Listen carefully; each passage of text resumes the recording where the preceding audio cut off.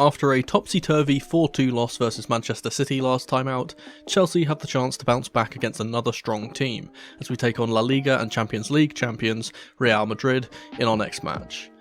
Lads, lasses and the rest of the masses, welcome back to the lead-in. Let's go.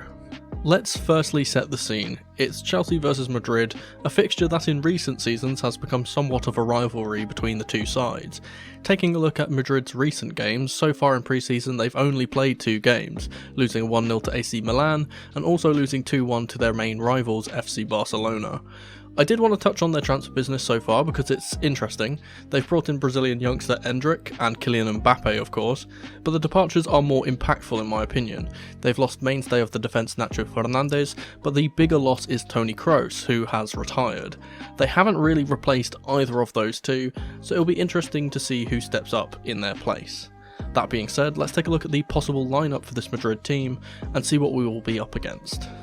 Firstly, let's talk about those absentees. Los Blancos are without all of Dani Carvajal, Ferland Mendy, Eduardo Camavinga, Aurelian Tchouameni, Jude Bellingham, Fede Valverde and the previously mentioned Kylian Mbappe, with them all away after international commitments over the summer.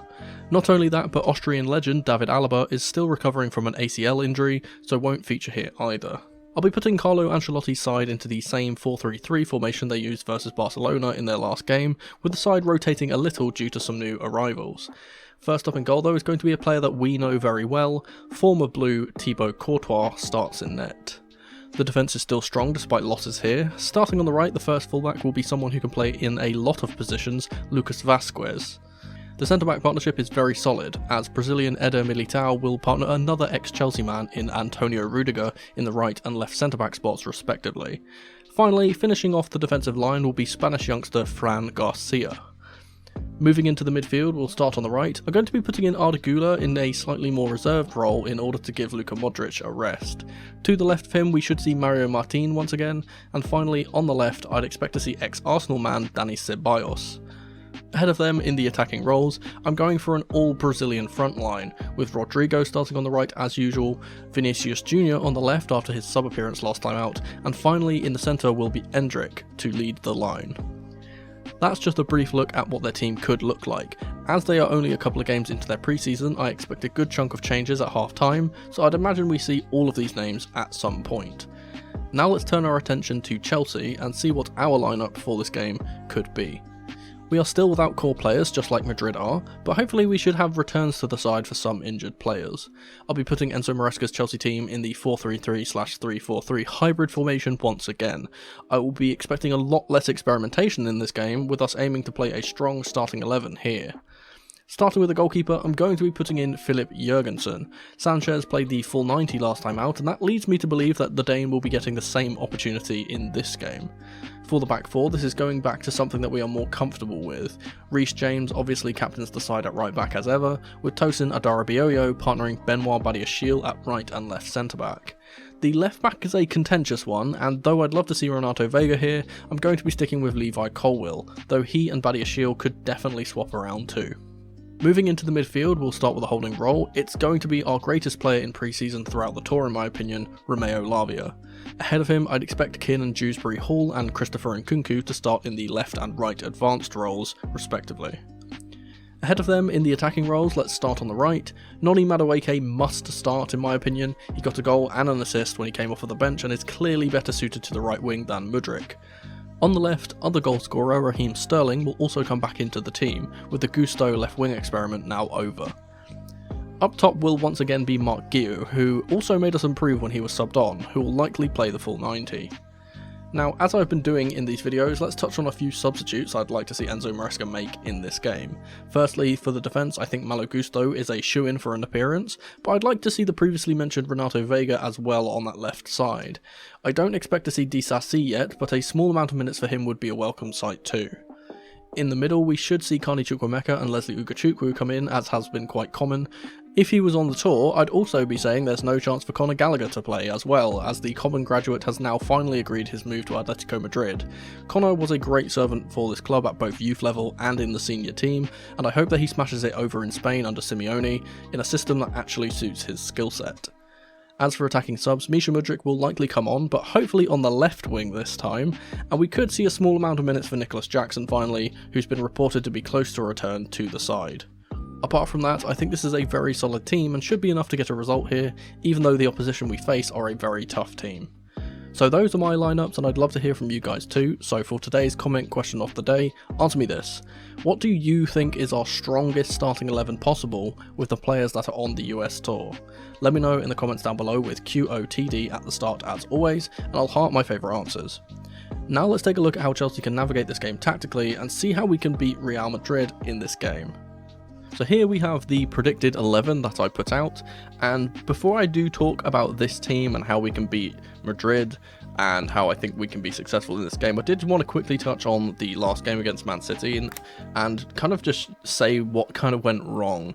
Now obviously the way that I've set this up, we don't have Malo Gusto, who was playing in this weird kind of left wing position, which clearly did not work. I don't think that was the best option for him. Obviously, if we are playing with one of our fullbacks as a winger, putting them on the right side would probably be better considering, but even then, I think that Gusto as a winger option is a bit silly. Why not just play a winger there? We kind of lose that dynamic kind of intent with Gusto instead of a winger, and even though there's the argument where you could say that, oh, we're a bit more defensively solid with him in the side playing as a winger, I don't think you really need that if you're playing in another fullback in here in the engine room rather than another midfielder. Now in this midfield we obviously had Caicedo, and he was coming on for his first ever 45 in pre-season. He was very clearly quite rusty. He only had 1.5 training sessions supposedly, that's what Enzo said in the presser, and it clearly showed because we saw he was not up to speed, not in tune with the rest of his teammates, and clearly just didn't really kind of fit playing in this deeper role. And I feel like he can play here. Obviously we know he can play in as a 6 as it were, but I think that he was playing a little bit less of the 8 we kind of expect him to be, where he can get up and down from this right side, and as he plays more games he'll get more used to that. I don't think that's a major issue, but that was just kind of one of the other experiments that Enzo did that didn't really work. A lot of the experiments that Enzo did in that game didn't work, the other one of course being not playing a actual striker and instead playing Nkunku here, which obviously if we do put Nkunku here, I'll just put Guiu here just for the example's sake, but if we do put Nkunku in this striker role, what this kind of does is it forces us into this bit of a reserved kind of attack, because he's not the type of player that's going to make runs in behind. He's not the one that's going to pressure either. He doesn't really like pressing up against the opposition centre-backs when they have the ball, and it kind of just doesn't work for this system. He's a player that likes to drop deep. Even though we can play this way with the striker dropping deep, that's not all we want to do all the time, especially in a system where we already have the man advantage in the midfield.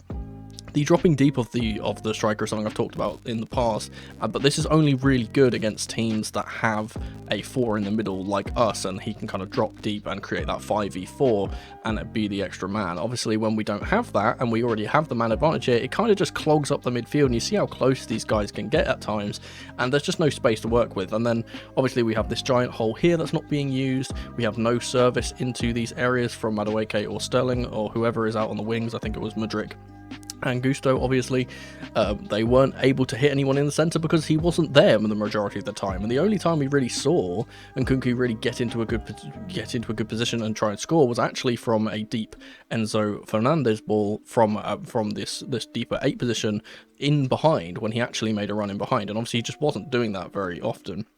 Obviously, if we switch these roles around again and Guiu is in this central role, we know that not only is he going to be a much better target than Nkunku would be, but also the fact that he is obviously going to press, he's obviously going to put himself about, and more importantly, he's just going to make the runs in behind. He's going to be that menace, and he's going to be better 1v1 up against the centre-back. I always talk about this when I talk about the systems, how important having these 1v1 scenarios against the opposition fullbacks and the opposition centre-backs, and obviously if we can draw out a centre-back with one of our central players here, like Nkunku for example, we get all of these 1v1s, and you need your striker, and obviously the wingers too, but mainly the striker as well.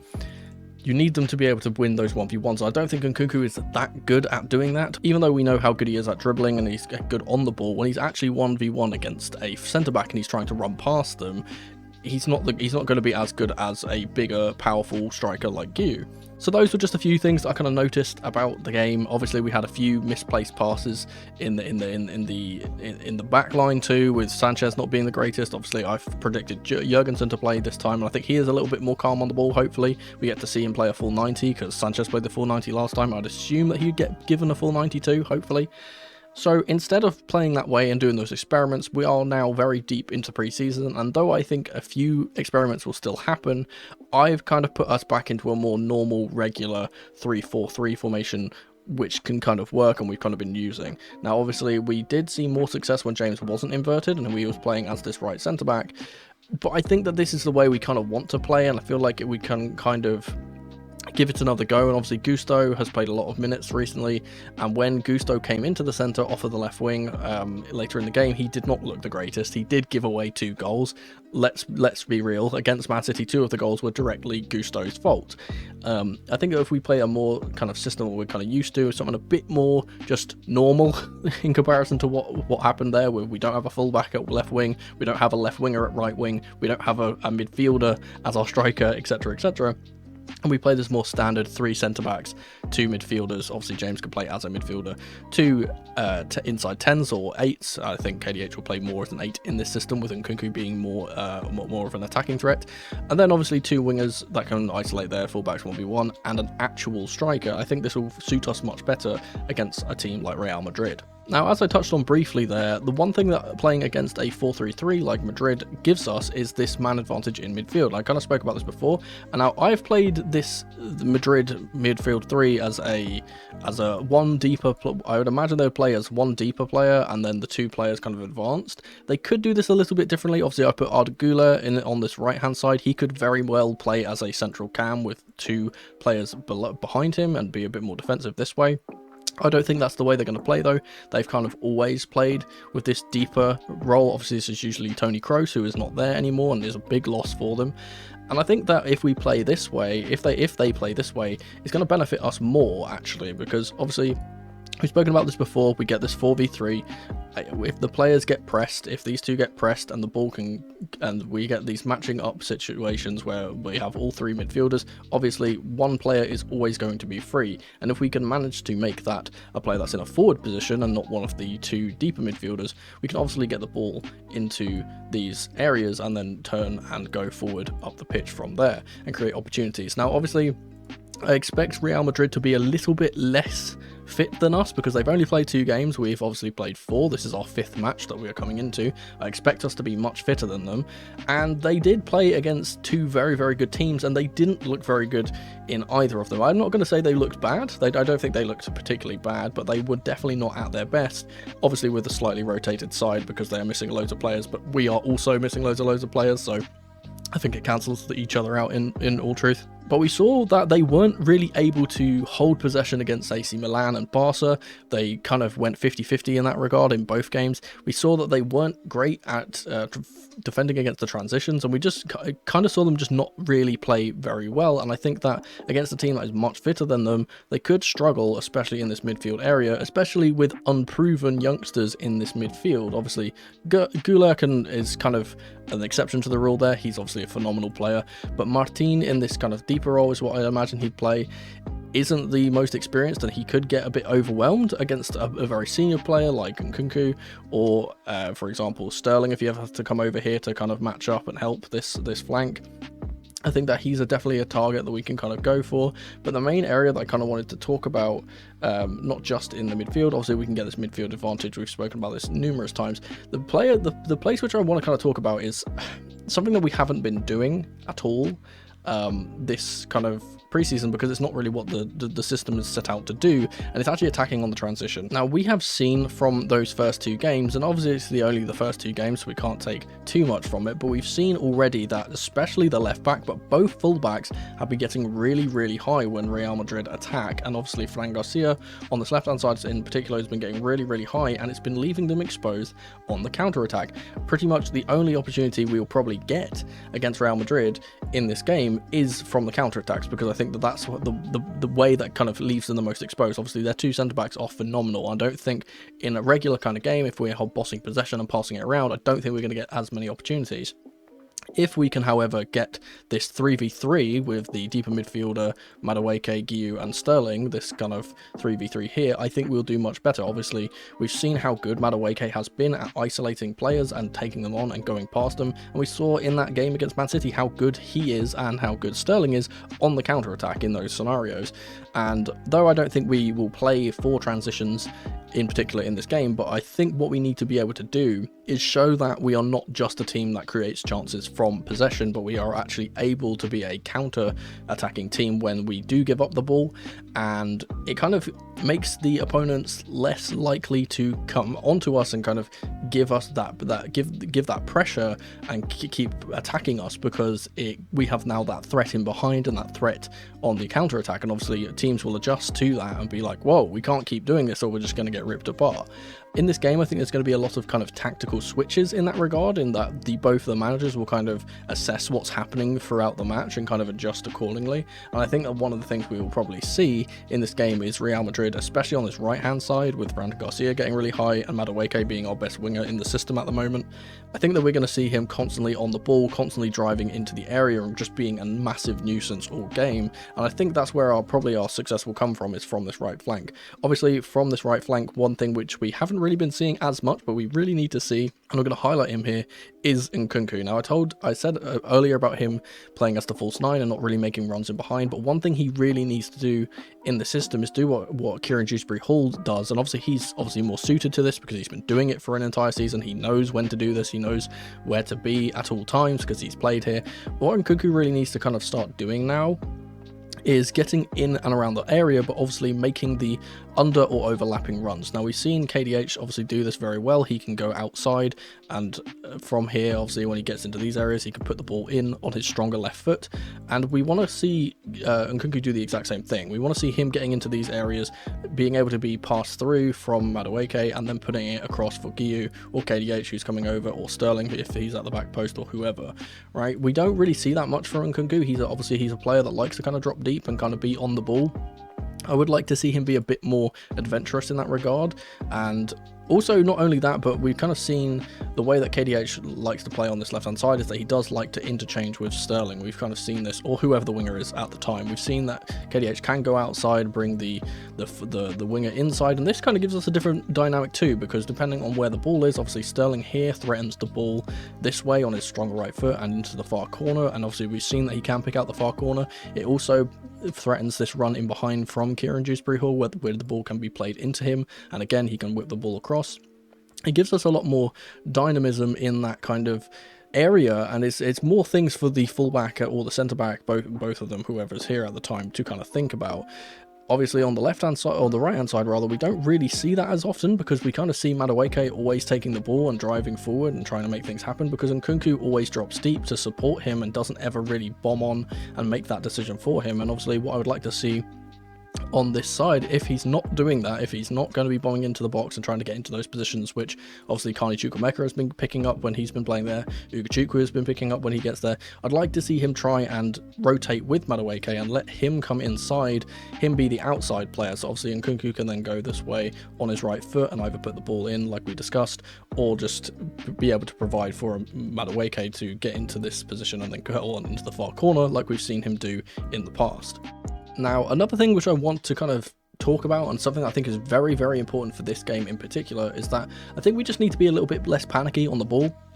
We obviously know that we want to play short, we know we want to pick out short passes, we want to play out from pressure, and against this front three that I've put out, obviously we have Vinny Jr., Rodrigo and Endrick. These three are going to absolutely press our back three, and they're going to be very, very energetic, especially Vinny Jr. on this left hand side, especially Rodrigo on the right hand side. Those two in particular are very, very energetic, and they will run, they will press. I think that not only does that suit us in a way, because them pushing up high and getting themselves out of position obviously allows us to pick out spaces in behind for Lavia, and then of course when we get this kind of situation we can get more players into space with the man advantage.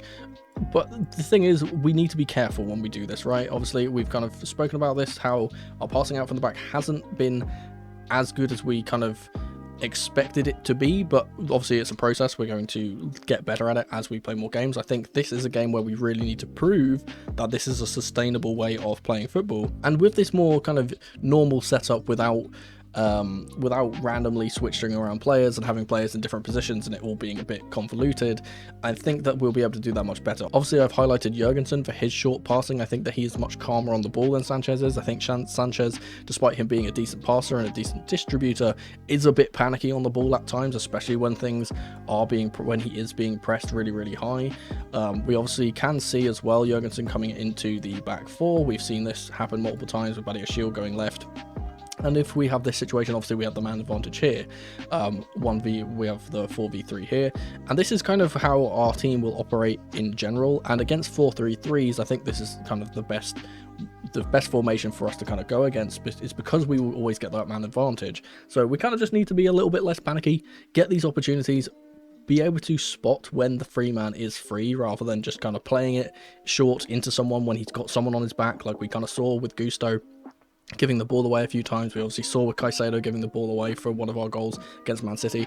We need to cut out the individual mistakes, and obviously we know that they're still going to happen in pre-season. As I said, I don't mind if in this game that we make mistakes. I think this is the final game that we can start making mistakes though, because obviously we have Inter at Stamford Bridge coming up later, and I think that is going to be a real test to see where we are at and how we should start the season, obviously when we go and face Man City on the first day of the season. I did briefly speak about it, but I do want to also mention, again, because we have a much more fitter team than they do, I think one thing that will be a bit more of a benefit for us is the high line that we've been playing. Obviously, we kind of saw how bad we kind of got the ball played in behind against Celtic, but I think against this Real Madrid team that aren't going to be as fit as we are, when we have the ball kind of more up high when we're playing this way. Let's just put these guys back here. When we have the ball high up the pitch and we are pressed up to the halfway line like this, I think that it's going to be much easier for us to kind of smother Real Madrid in this game, because we have more energy. And obviously our main way of defending, we've said it multiple times, our main way of defending is the counter press from the four midfielders here. Obviously we have Kieran Dewsbury-Hall, who's very good at the counter press. Lavio has been very, very good at the counter press. James has been a little bit suspect. Obviously Nkunku is not going to press as much. He's kind of the weak link in that regard, but obviously we need him for the creative outlet. Obviously these three are the more defensive of the three players we have in the midfield. We need to be able to see that if we do lose the ball in this area, say for example someone gets pressed, like Nkunku gets pressed and gets the ball taken off him, and we get it played here, we need to be able to see that we are going to smother them really quickly and not let them play out, just not let them get past here. And obviously, because of the pace that they have on transition with the three really, really quick Brazilians that we have up top, especially Vini Jr., we basically need to make sure that if we are playing this high line, I would suggest playing a little tiny bit deeper, maybe just 1 or 2 yards a bit deeper, because we need to have that head start when the runs go in, because we know the runs will come eventually. They will have opportunities to play the ball in behind, and we'll have to be ready for that. What I do think though is that a lot of the time I feel like the ball is going to go in behind and the runs aren't going to get timed well, and we're kind of going to just recycle the ball. We saw against Milan and Barca that, especially to Arda Güler, who was on the right hand side, who was playing on the wing. Obviously I played him in a bit more of a reserved role for my prediction, but he was finding it really difficult to get behind, and in general Real Madrid were finding it really difficult to get in behind because they kept getting trapped offside. And I think that's if they don't improve on, then we can obviously completely nullify their attack. Obviously they are notorious for playing those balls not only down the line but in behind for their quick attackers, and if we can kind of push up really high, stop them from being able to do that with our energy, then I think we'll be able to get some success. And obviously the more we do this, the more possession we have, the more chances we have to score up the other end. And yeah, maybe I'm a bit more positive for this result than I think a lot of people are. I think a lot of people are expecting us to get hammered 3 or 4-0 here. I don't personally think that that's going to happen, but I suppose we'll just have to wait and see come match day. For a score prediction, I'm going to be predicting, surprisingly, a Chelsea win. I'm going for a 2-0 victory with Noni Madueke and Mark Guiu getting the goals. I think our better fitness will be able to carry us to a good result here. We'll have to wait until the game to see if any of my predictions are correct, and as always I'll be live streaming immediately after the game with Feeling Blue to review the match, so make sure you come through if you are able. But if you can't wait until then, YouTube reckons you'll enjoy one of these 2 videos on screen in the meantime. Thank you guys so much for watching as ever, and remember, in the rain or in the dry, keep that blue flag flying high. Come on, you Blues!